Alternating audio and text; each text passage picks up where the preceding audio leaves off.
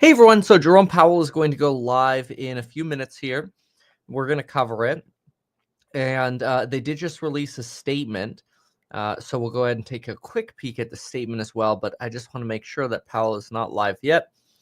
So far in the statement, we have Fed is closely tracking the gradual decline in housing services inflation, which has yet to fully normalize. This is basically them saying that inflation has been beaten. In my opinion, they've kind of been saying that for a while already, but markets don't really believe that. That's okay. Labor market has cooled to the point where it is no longer a source of significant inflationary pressure. Recent economic performance has been remarkably good. Although this morning, if you noticed, you actually had Waller suggest that if higher income spenders stop spending because of a market correction, we could very quickly see sales decline, like retail sales. And that would be very bad for the economy. So Barkin gave a little bit of a warning on this. Fed expects these rates to continue to fluctuate. What rates? Personal consumption expenditures likely rose 2.3 in October versus 2.1 September. Smidgen up. Watching these rates to be careful that they are within normal ranges. That's fine. Fed is committed to finishing the job on inflation. Economic strength gives the Fed flexibility. Expects inflation to continue to move down. All right. None of that is like particularly dramatic. That's his statement. And we're waiting for the actual event to start now. Well, I mean, I suppose the event has started. We're just waiting for the person to actually like invite Powell up to the top. Let's see here. The third largest market in the country. Yes. There we go. Over the past 5 years, the Dallas region. There we go. Okay. Yeah, we don't need to have her on right now. So now we're just gonna wait and wait until J Powell comes up. In the meantime, while we wait for J Powell, so I have a couple feeds of her. You can take a peek at some of the things that are going on. If you haven't yet seen the video that I posted on Tesla, I think it's actually worthy of watching. Fed's Powell repeats no hurry on path to normalize rates. Okay. So these are just notes here, basically, from the sort of, usually what happens is they'll like read off what they want to say, and then they'll have a conversation. And so these would be his prepared remarks. So I'm going to say Powell prepared remarks. There we go. And we're just going to reiterate that we are, quote, closely tracking gradual decline in housing services inflation, which has yet to fully normalize. That's pretty good. And then, of course, we have labor market has cooled, not a source of inflation. It won't be either. It's actually going to be a source of deflation. I hate saying that, but I suspect it will become a source of deflation soon. I really hate saying that. Like I don't want to be bearish about wages, but they're gonna drop like a rock. It's gonna suck. Okay, what else? Anyway, Fed expects inflation rates to continue to fluctuate in recent ranges. Oh, interesting. Okay, so he's basically, before J Powell comes out here, he's basically saying, hey, we're okay with inflation bobbing around a little. Like it's not going to go straight down. This is actually good.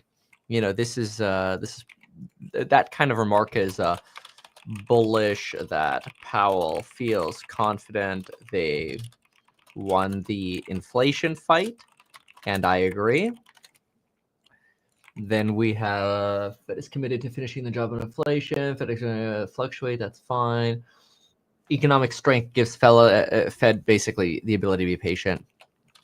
Recent economic strength gives Fed ability to be patient. So now we're just waiting for the Powell speech. So we'll be on standby for that. Now, yeah, still waiting for Powie Wowie. Oh, Bowie. So global perspectives. It's just waiting for them to begin. So, while we wait for Powell, I suppose we can take a peek at some of the other things that are going on. So let's see what we have in markets. Let's go to charts. Let's get rid of this. Okay, so while we're waiting for Powie Wowie, we know that Tesla's been trending down today. This morning in the Alpha report, by the way, I argued that if Tesla was likely to trade towards the 318 level, which it did. However, if it broke 318, which it also did, it would possibly trade towards 300.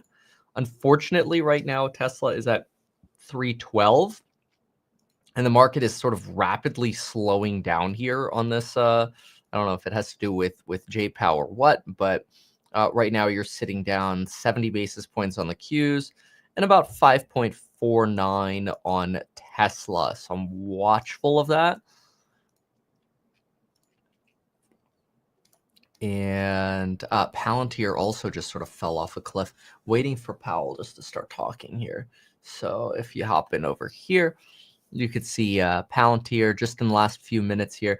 Powell's statement came out right here. So it's really Powell's statement that sort of drove this down. It also looks like bonds sold off a little bit on that. Here's the 20-year. Super micro has been dropping all day. Yeah, here you can see Bitcoin dropping down as well, pretty much right when the statement came out. I'm not sure why markets dumped on that. Expects inflation to continue to decline on a somewhat bumpy path.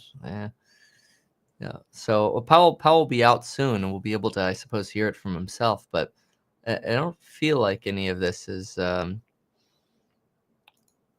dramatic here from what we're hearing from Powell. But he'll be out soon. This is Tesla, 5.5% on Tesla today.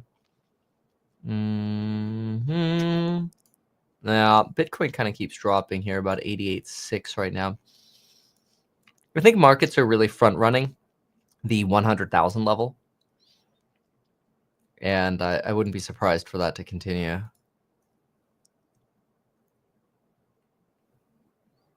Yeah. All right. Still waiting, though, for this Powey conversation to begin. To lower rates, you're likely to see more volatility in that relationship. How are you assessing that? Is that volatility, if it does occur in that relationship, concerning to you in any way? So listen, I think I think on both, by the way, on the bond side and the equity side, I think you have to now evaluate the fact that the range of outcomes for both is wider. The influence that the administration, whether it's opinion or otherwise, has on, or in the markets interpret how they're trying to influence policy or what have you, I think is going to create a wider band around a bunch of these markets. And you have to build that, how much risk you take into each of these markets, you have to interpret that. Listen, I think there you'll see preservation of Fed independence. I am pretty convinced you'll see that play out going forward, but there's no doubt there are going to be calls for lower rate. There'll be calls, when you think about, we got a big debt burden in the country today. One of the ways you help that is you bring the interest rate down so our debt service doesn't move significantly higher. So, but I think at the end of the day, I think this administration will preserve the idea of Fed independence with some opinions along the way. Yeah, you can bet on that, to say the least. You were already feeling as though the air was getting a little thin at the high of the market, and here we are with a significant rally since the election. Here you come. So, what do you think now, if you want to judge equities first? They're just now getting ready to bring him out. So they got the little banner up over here. It looks like they're potentially clapping for him now. Good afternoon. Thank you to the World Affairs Council, to the Federal Reserve Bank of Dallas, and to the Dallas Regional Chamber for the kind invitation to be with you today. I have just a few brief comments on the economy and monetary policy before we move to our conversation. So looking back, the U.S. economy has weathered a global pandemic and its aftermath and is now back to a good place. The economy has made significant progress toward our dual mandate goals of maximum employment and stable prices. The labor market remains in solid condition. Inflation has eased substantially from its peak, and we believe it is on a sustainable path to our 2% goal. We are committed to maintaining our economy's strength by returning inflation to our goal while supporting maximum employment. The recent performance of our economy has been remarkably good, by far the best of any major economy in the world. Economic output grew by more than 3% last year and is expanding at a stout 2.5% rate so far this year. Growth in consumer spending has remained strong, supported by increases in disposable income and solid household balance sheets. Business investment in equipment and intangibles has accelerated over the past year. In contrast, activity in the housing sector has been weak. Improving supply conditions have supported this strong performance of the economy.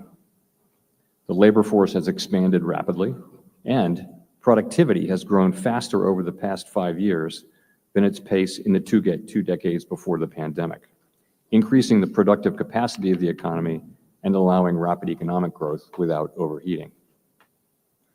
The labor market remains in solid condition, having cooled off from the significantly overheated conditions of a couple of years ago, and is now, by many metrics, back to more normal levels that are consistent with our employment mandate. The number of job openings is now just slightly above the number of unemployed Americans seeking work. The rate at which workers quit their jobs is below the pre-pandemic pace after touching historic highs 2 years ago. Wages are still increasing, but at a more sustainable pace, and hiring has slowed from earlier in the year. The most recent jobs report for October reflected significant effects from hurricanes and labor strikes, making it difficult to get a clear signal. Finally, at 4.1%, the unemployment rate is notably higher than a year ago, but has flattened out in recent months and remains historically low. Turning to inflation, the labor market has cooled to the point where it is no longer a source of significant inflationary pressures. This cooling and the substantial improvement in broader supply conditions have brought inflation down significantly over the past 2 years from its mid-2022 peak above 7%. Progress on inflation has been broad-based. Estimates based on the Consumer Price Index and other data released this week indicate that total PCE prices rose 2.3% over the 12 months ending in October, and that, excluding the volatile food and energy categories, core PCE prices rose 2.8%. Core measures of goods and services inflation, excluding housing, fell rapidly over the past 2 years and have returned to rates closer to those consistent with our goals. We expect that these rates will continue to fluctuate in their recent ranges, and we're watching carefully to be sure that they do, however, just as we are closely tracking the gradual decline in housing services inflation, which has yet to fully normalize. Inflation is running much closer to our 2% goal, but it's not there yet, and we are committed to finishing the job. With labor market conditions in rough balance and inflation expectations well anchored, I expect inflation to continue to come down toward our 2% objective, albeit on a sometimes bumpy path. Given progress toward our inflation goal and the cooling of labor market conditions, last week my Federal Open Market Committee colleagues and I took another step in reducing the degree of policy restraint by lowering our policy interest rate by 1/4 percentage point. We're confident that with an appropriate recalibration of our policy stance, strength in the economy and the labor market can be maintained with inflation moving sustainably down to 2%. We see the risks to achieving our employment and inflation goals as being roughly in balance, and we are attentive to the risks to both sides. We know that reducing policy restraint too quickly could hinder progress on inflation. At the same time, reducing policy restraint too slowly could unduly weaken economic activity and employment. We're moving policy over time to a more normal setting, but the path for getting there is not preset. In considering additional adjustments to the target range for the federal funds rate, we will carefully assess incoming data, the evolving outlook, and the balance of risks. The economy is not sending any signals that we need to be in a hurry to lower rates. The strength we're currently seeing in the economy gives us the ability to approach our decisions carefully. Ultimately, the path of the policy rate will depend on how the incoming data and the economic outlook evolve. In our commitment to the dual mandate given to us by Congress, maximum employment and price stability. Our aim has been to return inflation to our objective without the kind of painful rise in unemployment that has often accompanied past efforts to bring down high inflation. That would be a highly desirable result for the communities, families, and businesses we serve. While the task is not complete, we've made a good deal of progress toward that outcome. Thank you very much, and I look forward to our discussion.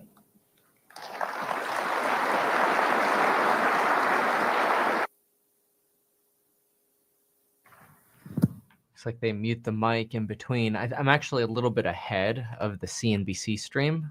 So, yeah, good. Colleague, Governor Kugler gave remarks earlier today in Uruguay about the importance of an independent central bank.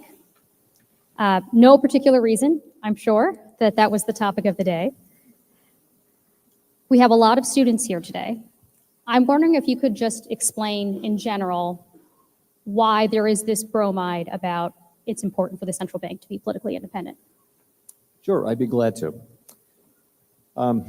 Let me say what we mean by independence first. So what that really means is that the decisions that we make about monetary policy, about interest rates, cannot be reversed by any other part of the government except, of course, Congress. Congress created the Federal Reserve by statute and can do what it wishes to do by statute, but our decisions are not reviewable by any other agency. And we are charged to make those decisions with regard to the medium and longer term well-being of the public that we serve. So we're not thinking as we make our decisions about the well-being of any political party or anything like that. So we're just looking at the macroeconomics and doing the very best we can.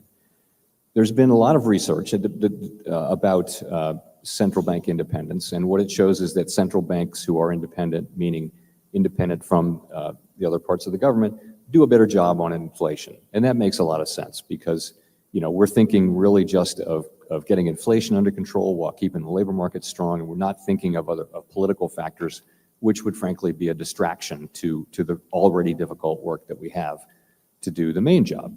So the academic research is very clear globally, by the way. This has been a global trend for more than the past 50 years. Advanced economies like the United States economy around the world all have central bank independence of one part or another, in one form or another. The other thing I'll add is that what comes with that on our part is an obligation to be highly transparent about what we do, to explain ourselves to the public, to Congress. Congress has oversight over the Federal Reserve in our system. So we spend a great deal of time talking to the oversight committees and the broader Congress in the House and the Senate, explaining to them why we're doing what we're doing. I testify as a matter of statute 2 times of the year in each of the House and Senate. So that kind of gives us the accountability that we need to be democratically legitimate in a situation where we do have some independence. The macroeconomic conditions that you just described in your remarks sound tantalizingly close to a soft landing. I know you're not willing to declare victory yet. To what extent do you think the fact that the Federal Reserve is credibly independent is responsible for the good outcomes that we've had so far? So the credibility is really everything in our work. And I think, as you know, inflation spiked really globally, all around the world, as the economies around the world reopened after the pandemic shut down, and on the back of a lot of fiscal and monetary stimulus. We saw a burst of inflation all around the world. And what happened is we raised interest rates to bring that down, but the public had faith. We measure inflation expectations many different ways, surveys and based on market-based instruments, and they all kind of showed the same thing, which is the public all through all this believed that we would get inflation down, that we would restore price stability, which we define as 2% inflation. And that's ultimately the key to it.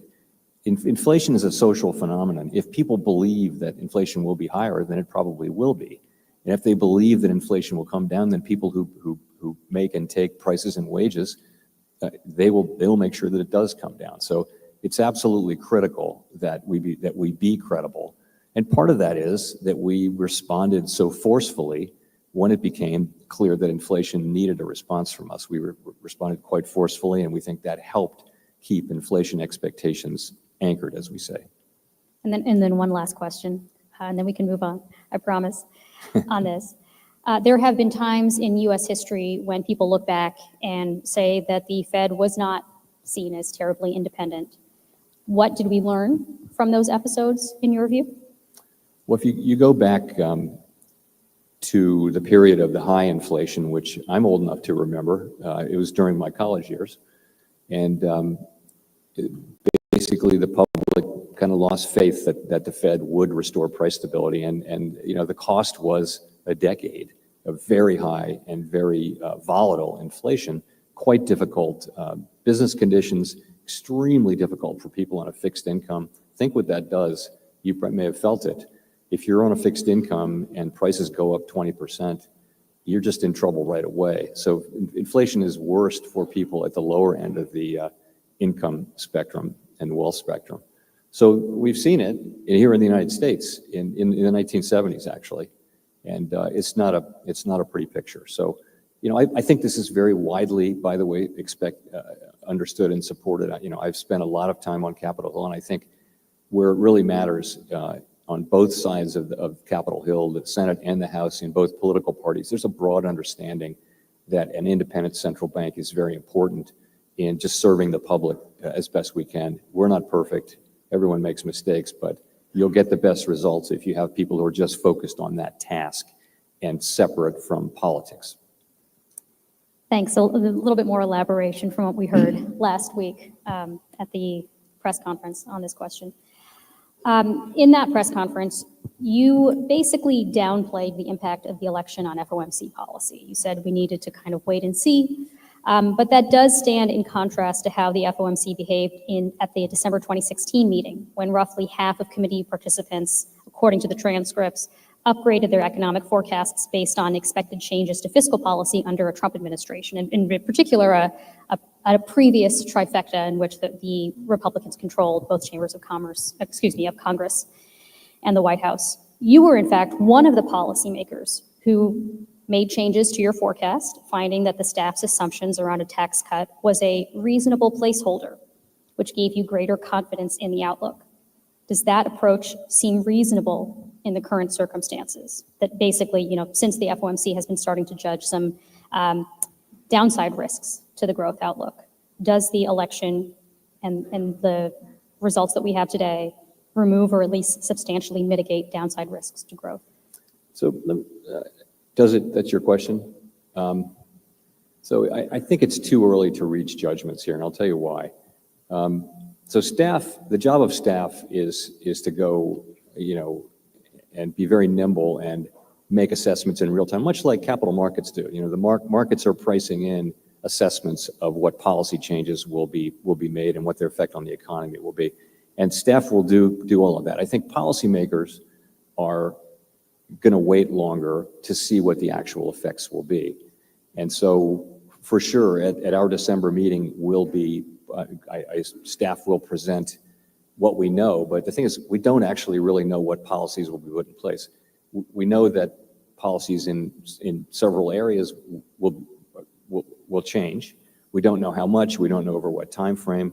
When it comes to fiscal policy, it takes quite a long time to get a bill through Congress, and I think this year what we're looking at is something that doesn't need to get done until the end of the year, and therefore probably won't have any economic effects this year, but it'll be more 2000 or 25. It'll be 26 or 27. So I think we have time to make assessments about what the net effects of policy changes will be on the economy before we react with policy. That's not to say we won't be doing quite a lot of analysis. And the analysis we do, by the way, is informed by the best research, the best thinking, the best experts, and there's a lot of research on the effect of policy changes on the economy. We'll make those assessments, but I think we'll be careful about changing policy until we have a lot more certainty. You've spoken before about federal debt as being at unsustainable levels and the potential consequences for growth. Do we get to a point where deficits and debt get so high that it makes your job harder, essentially. That makes it harder for the Fed to achieve its goals. So we're not at that point now. I want to be clear that we're not in any way taking into account fiscal issues when we make our, let me say it this way. The debt issue is not an issue that is guiding us in making our economic judgments. Fiscal policy can, of course, affect the economy. Yeah, that makes sense. You know, first of all, we do not have a role of supervising the elected branches that do fiscal policy. In fact, it's the other way around. So we don't give them specific advice. But as I have often said, and as all of my predecessors have noted, the U.S. federal government budget is on an unsustainable path. It's not that the debt we have is at an unsustainable level. It's not. It's that we're on a path that's not going to be sustainable. We have a very large deficit at a time when we're at full employment. And I would just say, we know that we're going to need to address that, and it's going to need to be done sooner or later, and sooner is better than later. But I leave it at that. In addition to the potential long-term risks that higher deficits and debt present for growth, are there also risks to the functionality of the Treasury market? You know, when shocks hit the market, and if so, how might the Fed respond? Well, the functioning of the Treasury market is incredibly important, and it does function very well. It's the most liquid and most important, probably, financial market in the world, certainly one of the most important. And you know, we did see some, at the beginning of the pandemic, you may remember that the Treasury market lost function because normally in an emergency, money flies into the Treasury market, but the pandemic was such an unusual event. People didn't want to own longer term securities. They only wanted to own effectively cash. And so we had to jump in and support that. I think more broadly than that, it's just important that that the Treasury market remain well regulated, and you know that companies have an incentive to do intermediation in the Treasury market. It's relatively low risk. It's very important for the economy. And it's important that that be the case. In the March 2020 episode that you're referring to, the Fed ultimately had to step in as a lender of last resort. Would the Fed do that if there were similar disruptions in the initial issuance of treasuries? That was in the secondary market, as I recall. But he's got to play that softly. You know, we're not a fiscal actor, so that was a situation where we have a mandate. You guys bailed out everything. To look after the financial stability. There you go. After financial stability. And part of that is if really important markets break down, and they kind of all broke down at the beginning of the pandemic. They just stopped working. And so we set up a series of facilities to backstop those markets, but they actually didn't get used because just the fact that we had the facilities restored credibility and the markets started working on their own. It was remarkable.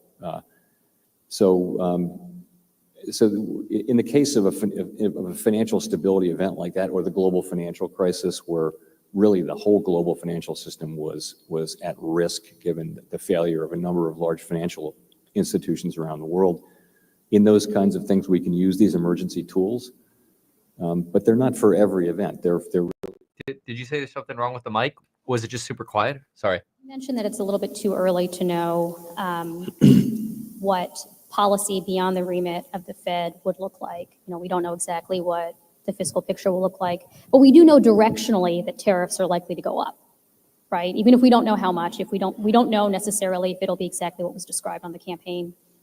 And I'm wondering how you're thinking about that. Well, go on, sorry. So what matters for us is we don't stand in judgment over these policies in any way. What matters for us is to what extent will new policies have an effect on our mandate goals of maximum employment and price stability, and do we need to change our policy because of these changes in order to achieve those goals? And that's the answer to that question is not obvious. So let's say that there will be some tariffs. We have no idea what that's going to look like. That's one thing. Another thing is, what about retaliation? That changes the picture. In addition, that's happening at a time when there could be fiscal policy, which could be supportive of the economy. So what's really the net effect? We don't take one piece of this. We're looking at the whole economy. In addition, remember, this is way over a $20 trillion economy. Many things affect the economy all the time. It's not that common that changes in government policy have immediate effects in the achievement of our goals. That could be the case. And of course, we will use our tools as we're supposed to do to foster the achievement of maximum employment and price stability. That's what we do. That's what we always do. And we'll do it here. I'm just saying we're going to be careful to wait and better understand the net effects of these things as those things affect the achievement of our goals. If you look back to the previous round of trade wars under Trump's first term, the Fed staff prepared a report in the 2018 Teal Book where they basically talked about whether the Fed should be looking through any price increases that result from tariffs and assume that they're, it's a one-time step up in prices as opposed to self-perpetuating inflation or not. And the staff said at the time that the Fed should look through the tariff increases so long as, one, you think it's going to be a one-time adjustment and not a series of adjustments, and two, so long as inflation expectations are anchored. It's not obvious that either of those conditions will hold the next time around, right? Back in 2018, we had decades of very low inflation. Now we've had a much more recent experience with higher inflation. And as you point out, there could be a series of retaliations and tariffs and counter tariffs and counter tariffs. So are the risks bigger this time that a price shock could feed into trend inflation? They're different. We're in a different situation. The debt situation has changed substantially. And you're right, we're not, 6 years ago and such, the inflation was really low and inflation expectations were low. Now we've come way back down, but we're not back where we were. It's a different situation. Inflation is still running above 2%. But we'll take all of that into account. I tell you though, the answer isn't obvious until we see the actual policies, and even then it's not obvious. So I just think we reserve judgment until we actually know what we're talking about. And I don't want to speculate. I don't want to guess. I think it's more important that we wait and see what actually happens. Last time around, as you suggested, there were mixed consequences. There were mixed effects. And as I recall, during these previous trade wars, the Fed actually cut rates several times because there were consequences for growth and investment and confidence. So how does the Fed respond if higher tariffs result in both higher prices and slower growth? Do you have the tools to respond to that? Well, so you're absolutely right. So in 2000 and I guess it was 19, we cut rates 3 times, and that was right after there had been fiscal stimulus, there had been tariffs, and so it really was because the net effect of what was happening, and of what was happening around the world too. There was global growth was really soft. There was a feeling that the U.S. economy was softening. We actually cut rates 3 times, I guess beginning mid-year, and that kind of worked. That restored confidence. We felt at the end of 2019, we felt like that had really worked, and that situation was quite a good one. Of course, then the pandemic arrived, and none of it mattered. So that's the way it happened. But that's exactly my point, though. We had a meeting the prior December, and it briefed us on what might happen. But what actually happened was something quite different. So and I'm not talking about the pandemic. I just mean the way that played out. I don't think we started that year thinking that it would be appropriate to cut rates 3 times. So just know that we will do what we believe is the right thing. That's what we're always going to do. But I think it's really important to reserve judgment and see how this plays out. We're still months away from a new administration, let alone knowing the real details of what's going to happen and then being able to project what will be the net effects on the economy. Another major factor in the economy in the past year or so, you've said, is immigration. That immigration is a strong reason why supply and demand have gotten closer into alignment. In the past few months, we've already seen big decreases in immigration.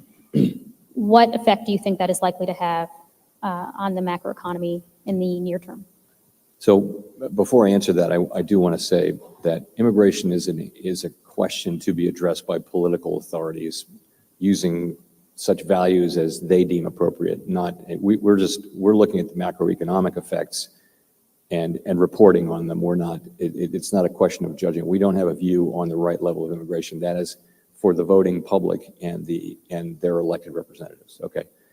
But what we saw over 2023 and 24 was a surge in immigration, and also a surge in the labor force, and it certainly pushed up economic growth, and it may or may not have had some effect on getting the labor market back into balance. It'll take time to really understand that, but it certainly made for a bigger economy.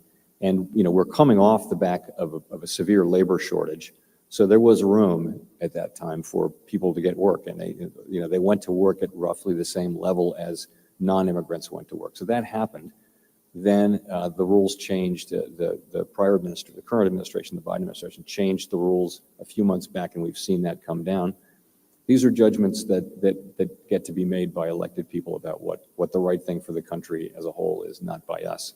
But you ask what the effects will be. You will see. Really, there have been two supply side things that have been pushing up U.S. potential output and actual output. One of them is just more workers, and the other one is productivity.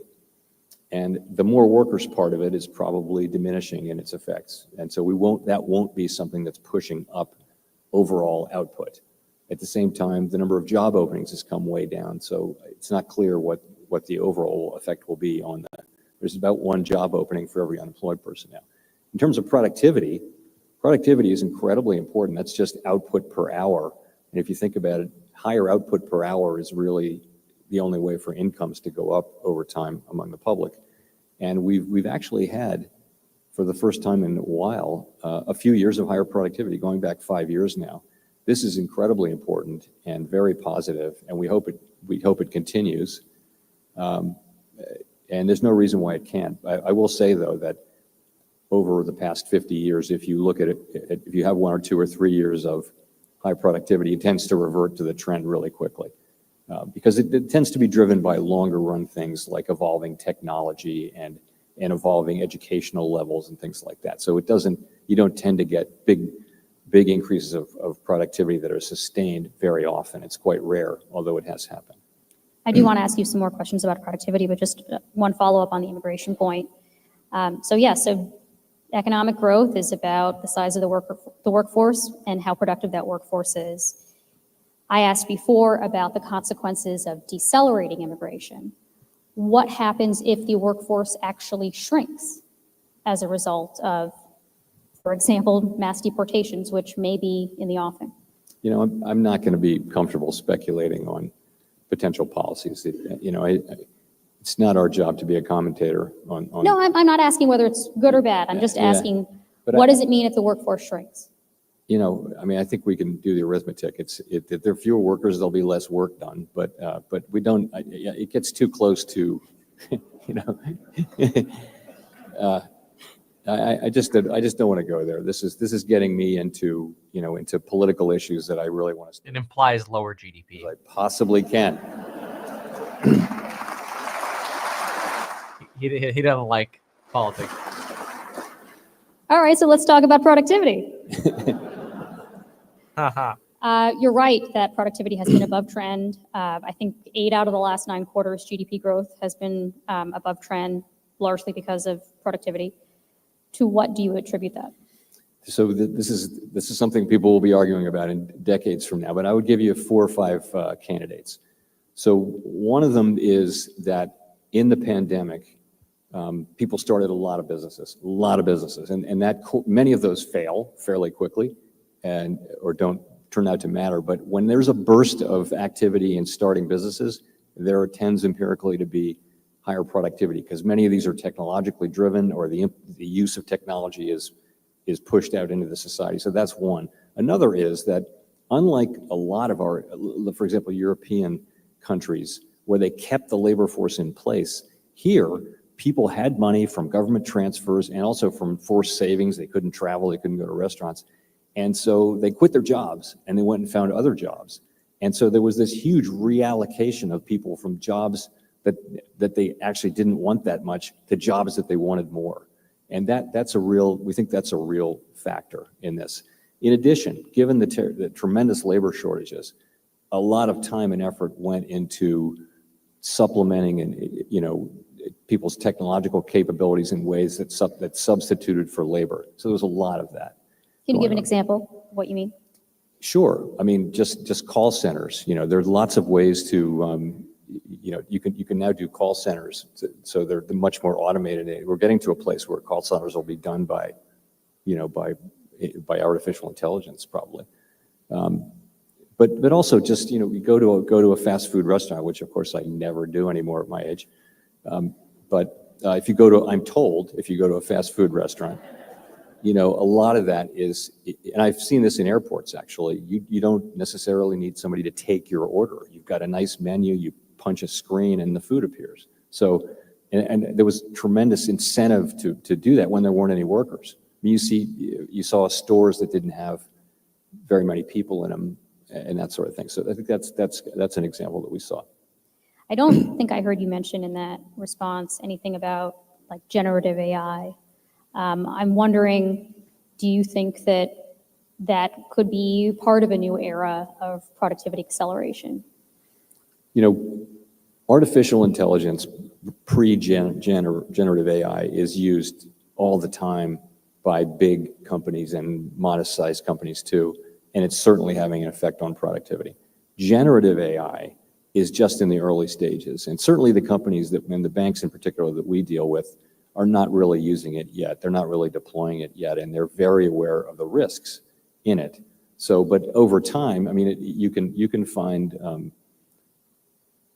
estimates from credible organizations that generative AI will create a burst of productivity, a large burst of productivity in the next decade. You can also find skeptics, very credible skeptics who think that that's hugely overdone. The history has always been that, there's innovation, there's technology, it doesn't show up in the productivity statistics at all, and then it shows up a lot, but much later. So it's usually later and bigger than we expect.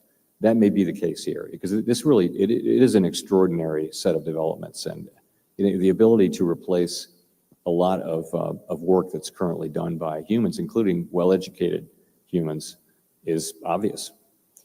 How does that influence your thinking about monetary policy? It really doesn't in the short term. We keep extremely close tabs on the labor force. If you think about it, monetary policy is trying to keep the economy at maximum employment and price stability, trying to use our tools to do that. And that's you're thinking, at 2 or 3 years out, the kind of things that drive longer run productivity and that matter for the longer run are really not tools that are in our hands. The best thing we can do for technological evolution is to create macroeconomic price stability, by which I mean price stability and a good, strong, stable labor market, so that people don't have to worry about inflation, volatile or high. And so that's the most that we can do, I think, best thing we can do. You mentioned that a lot of the financial institutions that you regulate or you oversee are also experimenting with these new technologies, with AI. Given that so much AI is not explainable, it's sort of a black box, a lot of the time the software engineers or others who work with it cannot explain how it came to the decision that it did.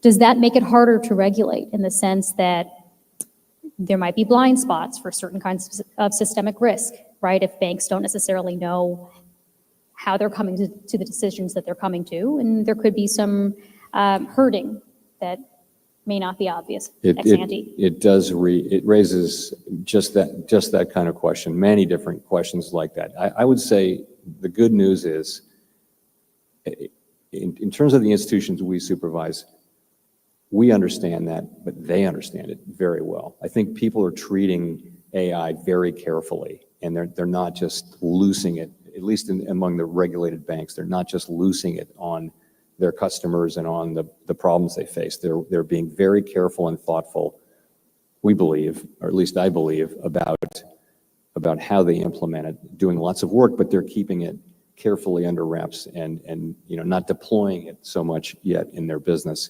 And working, everyone's working to understand the technology, where it's going, what it's capable of, what the risks are. And you mentioned that it's making decisions, and we often don't know why it makes these decisions. So how do you get after things like discriminatory outcomes in lending if you don't know why it's making its decisions? So it's going to be challenging, but I would say we're well aware of that, and so are the banks. You have a 5-year strategic review coming up. How has your experience over the last 5 years made you reevaluate, if at all, the strategy adopted in 2020? We had a strategic review, and we have a document called our Statement on Longer Run Goals and Monetary Policy Strategy. It's 1 page. The type is getting really small, so I think we're going to go to 2 pages next time. But remember, that was the era where for a long time after the global financial crisis, rates around the world were incredibly low. For example, major European countries, their longer term debt was yielding negative 30 basis points and things like that. How do you even understand that? So rates were very, very, very low in the economy. And that's a problem for central banks because we can't cut rates meaningfully below zero, and cutting rates is what we do to support the economy. So we actually like effective lower bound problem of interest rates like we do now. All right. So what we did is we said there was a whole literature on how you deal with, in monetary policy, how you deal with having interest rates stuck at zero in effect, and you can't cut. You're kind of stuck. You can't support the economy. You get into this trap where growth is low, inflation is low, unemployment is high, and you can't get out of it without fiscal policy, and fiscal policy is challenged. So there was a lot of research done on it, and we took a pretty mainstream, fairly vanilla approach to that, which is, I won't go into all the details, but it was to have a makeup strategy so that we would promise ex ante to let inflation run a little bit high if it were running too low. And the thought was, if people believe that you'll do that, if that's credible, then inflation won't run low. So that's all we did. 4 months after we announced that the pandemic hit, and then inflation a year after that came up. So the change, 20 years of low inflation ended sort of 4 months or a year and 4 months after we did the framework. So the question we'll be asking in this framework 5 years later is really it revolves around how do we think about the problem of the zero lower bound now? Now that interest rates are substantially higher than they were, substantially higher. Is that going to be so the question you're asking is, do we, in a world where we review the framework every 5 years, shouldn't we change the framework to reflect that interest rates are higher now, so that some of the changes we made are probably not necessary, or in any case shouldn't be the base case anymore? They might be a case that we can have that remedy at the handy, but at the same time, the base case should be more like a traditional reaction function where you don't promise an overshoot, you just target inflation. We haven't made any decisions, but those are the questions we'll be asking. You mentioned the prospect of long-term rates being higher, the neutral rate being higher. You've said many times when asked by journalists, among others, about how we know when we've hit the neutral rate, that we know it by its works, yeah. Right? Which almost sounds like ecclesiastical or something. How long does it take to evaluate whether we've hit it? When do we know? If there are lags between the time that we hit the neutral rate and then we can see it in its works, does that increase the risk for policy errors? Let me just take a second and explain. So we move interest rates up and down, but what is high and what is low? Compared to what is the question? You have to have an estimate of something that's kind of neutral, something that a level of interest rates that's neither pushing the economy up, supporting it, or dragging it down, which would be higher restrictive policy. And we fully acknowledge that there's no sort of either theoretical or empirical way to arrive at an estimate of what the neutral rate is that you can really have a lot of confidence in. So what does that argue for? It argues for moving carefully. So in our current situation, we feel like our policy is restrictive. We can't say exactly how restrictive it is. By that I mean it's weighing on economic activity and lending, hiring and all that, because the economy was overheated and now it's cooling down, and it's moved pretty much as we had hoped it would, which is that we've had a gradual cooling in the labor market. Inflation's come down a lot, and the labor market's not quite stabilized, but it's in a good place. So it's actually worked very well. So we've started the process of cutting rates and moving back down toward neutral. I think the right way to find that level is carefully and patiently. You don't want to move too quickly. You may have to move quickly, because if the labor market were to begin to deteriorate in a serious way, we would want to get ahead of that. But we're not seeing that. So I think what it tells you, as Catherine pointed out, we think that policy works with long and variable lags, to quote Milton Friedman.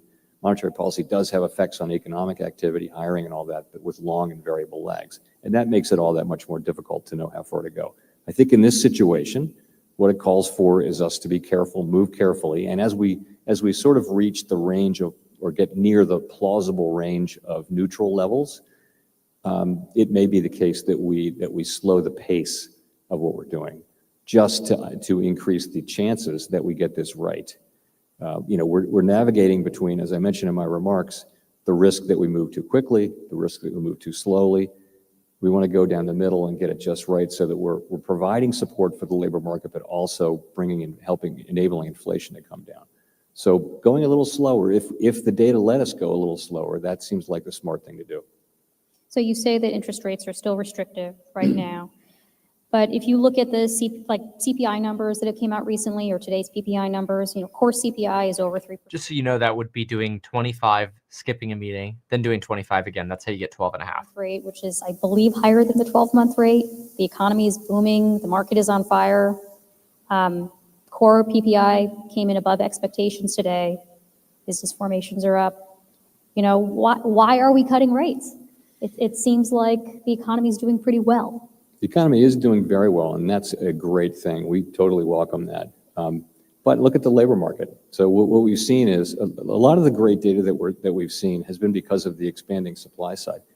Unemployment has moved up from 3.4 to now 4.1. By a significant number of indicators, it's still cooling. Our mandate is not for growth, it's for maximum employment and price stability. But on the inflation data, so we do see inflation continuing on that bumpy path I mentioned. Today's reading was slightly more of an upward bump than we had expected. But I would say the broader trend, if you look back over the last 18 months, we think that's still intact. We're going to tear this report apart and look at all the details. We'll get another report in December before the December meeting. We'll get another labor report. We'll get the final numbers for October by the end of this month. And we'll look at all of that, and we'll make our assessment. We do believe policy is restrictive, and again, I would point to the labor market. But it's not clear how restrictive it is. That's a very fair point, and we're well aware of that. And I think we're mindful of the risk that we go too far too fast, but also of the risk that we don't go far enough. It doesn't seem like that's where we are either. It seems like we're right where we need to be. I mean, I do feel like the U.S. economy is in a very good place, and I feel like our policy is in a really good place. We've got a lot of space to cut rates if the economy weakens. In the meantime, we can take the process of reducing rates. We can be careful about that, and that's what we're planning to do. I know we're short on time, so one last question. There has been an idea floated to announce who will succeed you as Fed chair in order to possibly exert more influence over monetary policy, a sort of shadow chair, two popes idea. Your term on the Fed's board runs until January 2028, beyond your term as chair, which ends in May 2026. Under what circumstances, if any, would you consider remaining on the Fed's board after your term as chair ends, as Mariner Eccles did for a few years after he was no longer chair? So I would just say I'll certainly serve to the end of my chair term, and that's really all I've decided and all I'm thinking about. We're very focused just on getting the job done for the American people. That's enough of a job for us to do, and we're focused on that. All right. Well, thank you so much, Chair Powell. I really appreciate it, and thank you all for attending. Thank you, Catherine. Okay, summary time. That was pretty boring. 5 minutes there before the close. Okie dokie. Whatever. All right, let's do a little summary here so we can review what was said. Okay.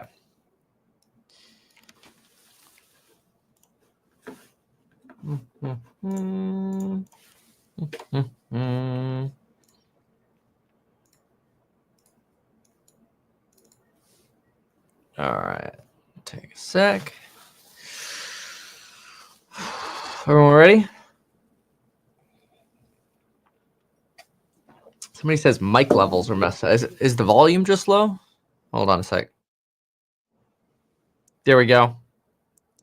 This should be pretty good. Should be able to hear this just fine. And we're going to do a summary here. And I'm going to add some market commentary as well.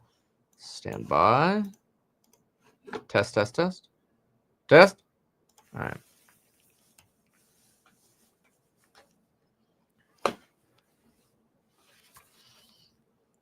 Hey, Jerome Powell just responded to questions about the economy, where we sit today, pausing rate cuts or potentially going slower, and some Donald Trump insights as well as tariff insights. And markets weren't really happy with what they heard. In fact, if you just take a look at Bitcoin, for example, you can see that Bitcoin just didn't like this at all. And maybe it's something to pay attention to.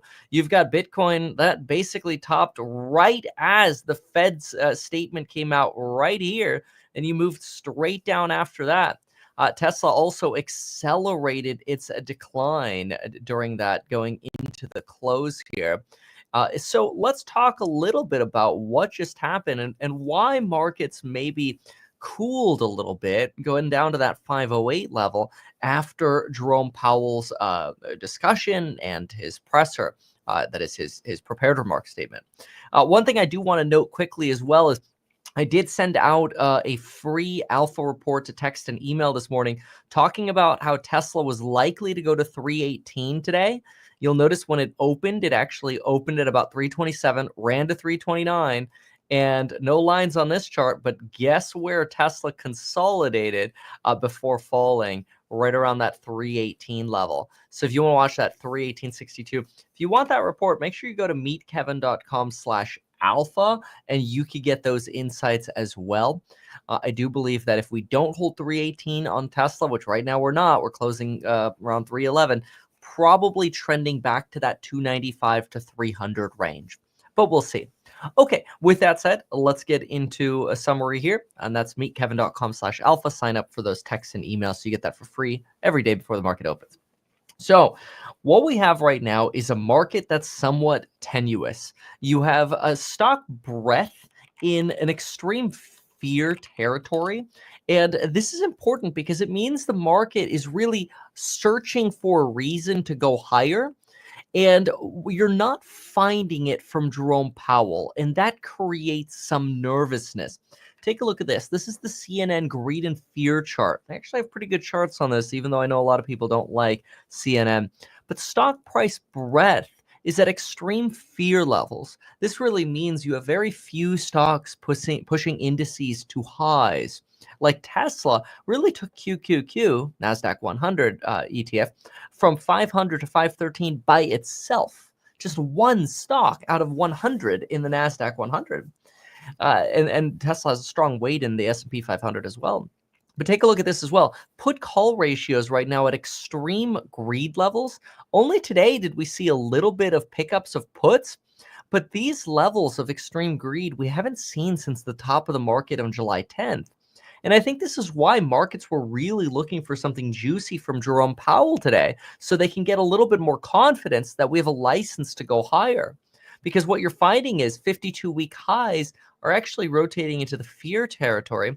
And even though market momentum overall with the S&P 500 at 6,000 is at extreme greed levels, it actually screams to you that we might be trending closer to the moving average and back down rather than up. So in other words, there's more of a risk factor here, and this is something to pay attention to. And so why did Jerome Powell not give us extra confidence today, or at least not extra confidence to the markets? After all, most people think the stock market's going to keep going up. Look at this chart right here. Percentage of Americans who think stock prices will move higher. It's at nearly one of the highest levels that we've seen since 1987, at over about 52% of Americans. We've only been there one other time, thinking stock prices are going to keep going higher. We just haven't seen that very frequently. Usually you have people under the 50% threshold. So again, that put a lot of burden, if you will, on Jerome Powell to deliver some real bullishness. And I don't think he actually delivered that. Now, I do personally have some enthusiasms about certain stocks, and I'm going to be making a video on it, and we'll talk about it more in our alpha reports and that. Hint, hint, and phase one of them. But that's really a topic for a different video. For now, let's focus on some of the things the Fed's talking about. Yesterday, you had Fed speakers suggest that they really need more data to determine how many rate cuts we should be expecting. This is nothing burger news. This is old news. We already know that. But Barkin gave some interesting insight. Barkin mentioned that we should build more homes and we should not suppress demand any further. In my opinion, this was Barkin's way of screaming that we should actually be trying to get the longer end of the yield curve down, because we continue to suppress demand, and that's not good for the housing market to create the stability that we're looking for. Now, I personally think, if you look at something like a 20-year bond or a 20-year bond ETF like TLT, I think this 90 level is roughly what I like to call my J-Pow floor. It's really somewhere between the 90.65 and about 80.65 level, so it's somewhere in this range right here. The reason I call this the J-Pow floor is because I think Jerome Powell, in prior meetings and when you combine it with some of the other speakers, they kind of recognize that if we stay at these high levels, they're going to start causing restrictiveness and problems. And that's what Barkin actually mentioned as well. He said, look, the current level of unemployment is fine, but if it weakens more, we could have a problem, and that problem could come very rapidly. Goolsby also argues that once you start sustaining real labor market weakness, it's extremely difficult to stop that labor market weakness. Barkin goes then as far as saying, look, good right now, but let's be really clear. If we have a place, or if we enter a situation where higher income spenders start spending less money because all of a sudden they are in a place of, oh, wow, the stock market's gone down, we're going to spend less. Well, then you have less retail spending support from wealthier consumers. And when that spending support goes away, you might lose your last prop on this economy. So think about that right now. Retail sales numbers are fantastic right now. Everybody's really happy about retail sales. Everybody's happy about consumer sentiment. But a lot of these numbers are actually driven by higher income individuals who have the capacity for spending more. Well, if the stock market falls and corrects, you could see a very rapid shift in some of those retail spending numbers, and you could accelerate unemployment levels down even more, which is also not good, especially since we're already at the 1-to-1 ratio. Like, Jerome Powell successfully weakened the labor market to the point where we're like, okay, cool, we've plummeted the labor market, now let's just perfectly stop. It's kind of like trying to land a plane on a dime. You know, rather than landing on a runway, you're kind of like, boop, and then perfectly stop. Like, yeah, right. It's not going to happen. But, you know, that's at least the hope that they have. And they're talking up the state of the economy, just like Powell did today. He's talking up the state of the economy to try to and hopefully self-fulfill that, hey, like, maybe if I say how strong the economy is, because it is, when we look in the rearview mirror and we just sort of discount the October job numbers, everything's fine. Jerome Powell, even today, reiterated that, look, you know, the October job numbers were, messed up by hurricanes and Boeing layoffs and strikes. Okay, Cool. So you're going to brush off the October jobs report, Jay Powell. Are you just going to go mega dark and quiet on the fact that the 2 months before that we had massively negative revisions and that the trend has been down? That at the beginning of the year we were growing by a 200,000 job pace and now we're at a 100,000 job pace? I know he knows that because he's mentioned the decline in that pace, but just ignoring the revisions is a little bit of a problem. Talks up bullish revisions, but not the bearish revisions, which makes you wonder if, even though he says his views on inflation and the labor market are balanced, his commentary doesn't really align with that. He kind of really talks up the economy because I feel like he wants to see the labor market get propped up. And every time it comes to talking about inflation, he's actually talking about how they've basically won. In fact, even in his prepared remarks today, he says we're closely tracking the gradual decline in housing and services inflation, which has yet to fully normalize. He has, frequently been referencing how housing services inflation will come down. But I think this is really his way of trying to convince the economy that, like, hey, we're good on inflation. Okay, just please get back to hiring, would you? He does say that the labor market has cooled and there's no concern about it being a source of inflation. And I have to say, yes, the labor market is probably going to be a source of deflation. Now, this sounds like a broken record. I've said that a million times before, and I apologize for sounding like a broken record on that. But I want you to see one of the reasons why the labor market has been such a source of deflation. And a SocGen actually put together a pretty good piece here. Albert Edwards put together a good piece on questioning how is Trump going to handle the collapse of workers' share of national income. Now, I'm going to save you reading this whole thing just out of respect for your time. But basically what they argue is when China joined the World Trade Organization and we really were able to start, RFK just got picked as the Secretary of Health and Human Services. Anyway, when China joined the World Trade Organization, you actually ended up finding the unit cost per person relative to output prices plummet. So basically, it's a ratio, right? If your labor costs plummet and your output goes up, then if let's say previously we had 100 divided by 10, let's say, and now we have that's 10, and then we have 50 divided by 20. Now we have 2.5. That ratio plummets. So in other words, as the denominator goes up and the numerator goes down, which is what we're seeing. In other words, companies are making more money and workers are making less money. When that happens, individual workers need to be more cautious about what they're wishing for. And SocGen argues corporations are able to maximize profits and may be able to do that even more under Donald Trump. But Donald Trump's protectionist policies against China could help. But you're going to want to see clear policies around this rather than just threats of negotiation, because the Main Street worker is getting screwed by high price levels and by wage gains that are so weak, they're actually potentially trending towards deflationary wage gains rather than inflation. And frankly, that has been the historic trend of globalization. People keep talking about, oh, we're going to de-globalize. People have been talking about that during COVID, and I keep saying that is the stupidest thing in the world. We're not going to de-globalize. We may have de-globalized briefly, right? We may go from a phase of de-globalization.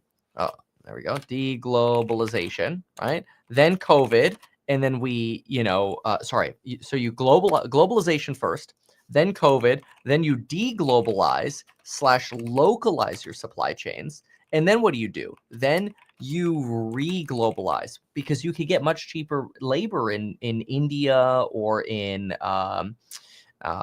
China or whatever. And manufacturing has actually gotten, pretty freaking decent in some of these areas. So I'd be paying attention to this. This, I think, is very important. And they make a good point here that, no, of course, you're not going to see wage deflation wage inflation as a problem anymore, Jay Powell. That's right. If anything, you're going to see more wage deflation thanks to China and other factors.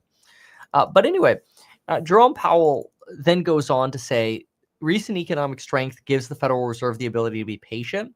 And this is where he does talk about tariffs and potentially skipping some rate cuts, which was a little bearish for markets. Markets are still right now pricing in a 59% chance, so almost a coin toss of us getting a 25 basis point rate cut in December, but they're only pricing in a 27% chance for January. And that's because and then they go back to pricing in a 53% chance for March. That's because markets right now are taking him for his word, and they're basically saying, all right, we'll get a 25 in December, we'll skip January, and then we'll get another 25 in March. Now, I personally think that's ludicrous, and I personally think rates are going to drop like a freaking rock. And I think there's a lot of opportunity for rates to drop like a freaking rock because the economy and the labor market is, in my opinion, destined to slow substantially more than people are expecting right now. But I don't know exactly when that's going to happen. I think sometime over the next 12 to 18 months. Jerome Powell says we don't need to be in a hurry to cut rates, and we're not going to let debt at the government level guide us, even though we're on an unsustainable path right now. We are not at an unsustainable level of debt. Now, that was somewhat bullish on people who are worried about how much debt we have, but Jay Powell said that for a while, so that's not particularly new. Additionally, the interviewer asked Jay Powell, hey, what happens if the workforce shrinks? And she was basically asking about what happens if you get deportations under Trump. And he's like, look, I don't want to talk politics, but if you have fewer workers, less work gets done. And this basically implies lower potential GDP. So there are actually risks through, some of the Trump plans that have been threatened, whether it's higher tariffs or deportations, that you could actually see reductions in workforces that actually lead us into a recession. Now, I personally think there's a chance Donald Trump opens the door to the White House and boom, we're in a recession, in January or February. But if not, it is possible that in the near term, some Trump policies like deportations or tariffs could lead to uncertainty, which then ends up leading to a recession. I think in the long run, Donald Trump's policies will probably be very expansionary. They're capitalistic. They're generally very, in my opinion, pro laissez-faire, free market. And I'm a big fan of that. But in the near term, some of the policies could exaggerate an already large issue, and that's an issue that we have with jobs. Okay. The next thing Jay Powell chimes in on is he does chime in on artificial intelligence, which I want to hit. But just a quick reminder, go to meetkevin.com/alpha. I don't think you'll regret it. And if you don't like it, you can unsubscribe from it, but try it. Go to meetkevin.com/alpha. Click this yellow button right here. Join for free. Phone, email. We'll text you the message. We'll email you. You'll get the alpha report. If you want a free sample, even just sign up. And then tomorrow morning, you get your free sample. If you don't like it, unsubscribe, block it, whatever you want. But give it a try. I'm really trying to give back to the community and provide some really good value. And it's totally free. So give it a shot. See what you think about it. No plans to monetize it at this point. Frankly, I just want to grow it. I want people to be like, yeah, I want to wake up with Kevin in the morning. I think that's cool because it excites me to provide value. So hopefully you like that. Go check that out over at meetkevin.com/alpha, and I'll keep adding value to that. So Jerome Powell does talk about how artificial intelligence is also reducing jobs in whether it's fast food for ordering through, menus basically, which isn't really artificial intelligence. But he also thinks that call centers are going to basically become fully artificial intelligence based. He additionally mentions that this could increase productivity, but it also does potentially lead to more people looking for a new job, which is a downside risk factor because then if they have to go find a new job, they end up in a position where, oh no, there aren't actually that many job openings and you could see the unemployment rate rise. And this is where he does say, look, we're mindful of the risks. It seems like we're in a good place if we can stay here. And honestly, Jay Powell, you're right. If we can stay where we are, you're probably in a good spot. You're probably in a good spot if you can stay right here.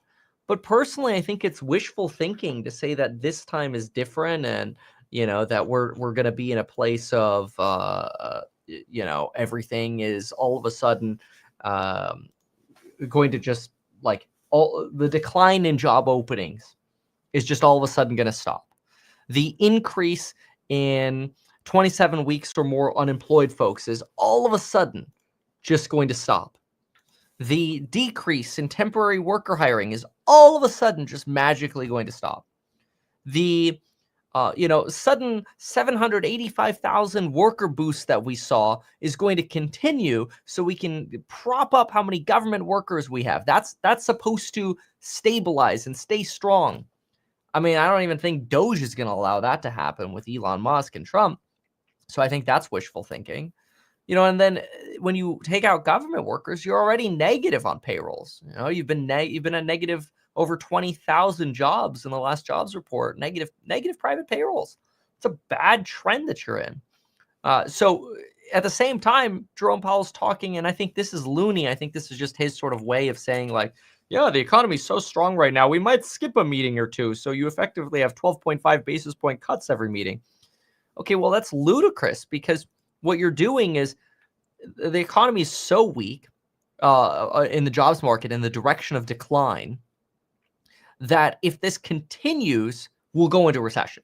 If we stay here, fine, we'll be okay. But if we continue, we're in a recession. And yes, financial conditions have loosened right now, but that's only because the stock market has ran to all-time highs.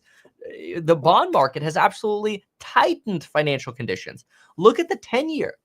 I personally, and look, I'm biased, okay, I've got exposure here, but I think this is potentially the best time to buy bonds. I think you're at a J-Pow floor. You're at the lows of the bond market from the second wave of inflation fear that people had during March, April, and May after we had 3 hot inflation reports in a row.